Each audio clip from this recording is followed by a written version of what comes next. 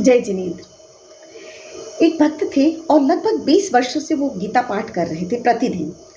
तो भगवान ने सोचा कि चलो इनकी परीक्षा ली जाए और वो भक्त के पास आते हैं और कहते हैं भक्त से कि मैं तुम्हारी जो तपस्या है, गीता पाठ जो तुम कर रहे हो उससे बिल्कुल भी प्रसन्न नहीं हूँ और यदि तुम्हें ऐसा लगता है कि मैं खुश हो जाऊँगा तो ये तुम्हारा बहुत बड़ा वहम है। तो जो भक्त जब इतनी बात सुनता है, बहुत खुश होता है, नाचने गाने लगता है, झूमने लगता है, प्रसन्नचित्त होके।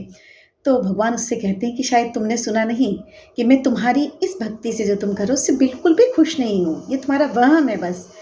तो भक्त कहता है, मुझे इस बात से प्रभु कोई फ़र्क नहीं पड़ता कि आपको मेरा पाठ पसंद आया या नहीं, पर आपने मेरा पाठ सुन लिया, मेरे लिए तो इतनी ही बहुत बड़ी बात है कि आपने मेरा पाठ सुना और बस मैं यही सोचकर खुश हूँ।